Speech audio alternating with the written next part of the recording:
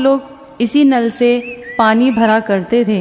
एक दिन जब एक भिखारी उस नल पर पानी पीने आया तो गांव वालों ने उसे भगा दिया।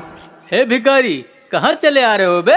नल की तरफ पीछे हटो बे, भिखारी कहीं के, हट। अरे बेटा, पानी ही पीना चाहते हैं, हम कौन सा तुमसे कुछ मांग रहे हैं। अबे हटो, ज्यादा जुबान न चलाना, नहीं तो देंगे एक कंटाप। साला नल को गंदा करोगे का?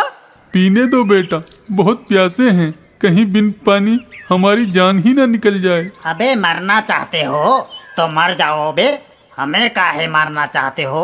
चलो चुपचाप खिसक लो यहाँ से, पानी गंदा करोगे बे, भिखारी कहीं के।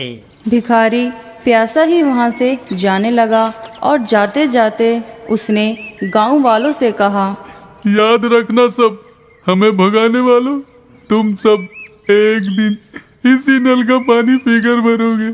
2 दिन बाद रात को जैसे ही 12 बजते हैं, चौपाल से नल के जोर जोर से चलने की आवाज आने लगी तो रमेश की पत्नी की नींद टूट गई। अजी उठिए तो, ना जाने कौन नल पर घुसिया रहा है, तनिक देखिए तो सही। ठीक है, हम अभी देखते हैं कौन है जो 12 बजे नल पे अपनी खोपड़ियाँ पटक रहा है। तुम सो जाओ बे। और रमेश जैसे ही नल के पास जाता है तभी नल से अपने आप पानी निकलना शुरू हो जाता है। ये देखकर रमेश घबरा जाता है और जैसे ही रमेश पीछे मुड़ता है उसे नल का भूत पकड़ लेता है। कौन हो? हमें छोड़ दो, हमने तुम्हारा क्या बिगाड़ा है बे? पहचाना नहीं का बे, हम वही भिखारी हैं जो तुम्हारी वजह से प्यास से तड़प तड़प के मर गए थे, मगर हम तो कब पानी पिलाएंगे बे। और वो भूत रमेश का सर पकड़कर नल से निकल रहे पानी से लगा देता है और ज्यादा पानी पेट में जाने की वजह से रमेश का पेट फट जाता है और वो मर जाता है। अगली सुबह सब नल के पास पड़ी रमेश की लाश को देखकर घबरा जाते हैं। हे भगवान, ये क्या हो गया, हम तो लुट गए रे। अगली रात जैसे ही 12 बजते हैं, चौपाल से नल के चलने की आवाज आने लगती है और आवाज सुनकर महेश की नींद टूट जाती है।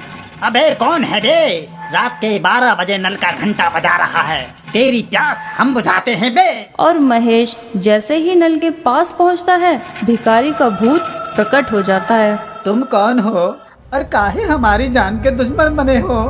याद कर, एक दिन तूने ही हमें भगाया था और पानी नहीं पीने दिया था बे, मगर हम तो का पिलावत है पानी।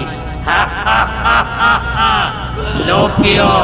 और भूत महेश को भी ठीक उसी तरह मार देता है जैसे रमेश को मारा था। और महेश की चीख सुनकर गीता की आंख खुल जाती है और गीता जैसे ही चौपाल का डरावना दृश्य देखती है वो डर की वजह से बेहोश हो जाती है। सुबह महेश की पेट फटी लाश देखकर सबको अपनी चिंता होने लगती है। तभी गीता वहां आकर सबको बताती है, ओह दीदी, वो तो एक एक करके हम सबको मार डालेगा। नहीं बेटा, तुम घबराओ मत, हम तुमको एक बाबा के पास लेकर चलते हैं, वो बाबा हमारी जरूर कुछ मदद करेंगे। और वो एक बाबा के पास जाकर अपनी सारी बात बताते हैं। हम सब समझ गए, उन दोनों पापियों ने उस भिखारी को पानी नहीं दिया था, वो बेचारा प्यास से मर गया, इसीलिए अब वो सबको पानी पिला पिला कर मार रहा है। बाबा, तो क्या हमें भी अपनी जान गंवानी पड़ेगी? नहीं, तुम सबको कुछ नहीं होगा, ध्यान से मेरी बात सुनो। बाबा उन्हें उस भिखारी के भूत से निपटने का तरीका बताता है। सब रात होने का इंतजार करते हैं और जैसे ही रात के 12 बजते हैं, चौपाल से नल चलने की आवाज आने लगती है। गीता अपने घर से योजना के हिसाब से बाहर आ जाती है। भूत गीता को देखकर प्रकट हो जाता है। तो आज तुम्हारा नंबर है, मरोगी तुम भी। तुम सबको पानी पिलाते रहे, मगर आज हम तुम्हें पानी पिलाएंगे। और सभी अपने घर से बाहर आ जाते हैं और सबके हाथ में एक एक शीशी है। आज तुम सब मरोगे। तुम्हारी मौत तुमको यहाँ खींच लाई है। हा हा हा हा हा। हम सब मरने को तैयार हैं, मगर एक तो इच्छा है, पूरी कर दो। हाँ, हमारी इच्छा पूरी कर दो। कहो, क्या इच्छा है तुम्हारी? हमको अपनी असली सूरत दिखा दो। और जैसे ही भूत भिखारी के रूप में आता है, सब एक साथ अपनी अपनी शीशी खोलकर उस पर गंगा जल छिड़क देते हैं और गंगा जल से भूत जलकर राख हो जाता है और भिखारी की भटकती आत्मा को शांति मिल जाती है। रमेश और महेश ने गलत किया।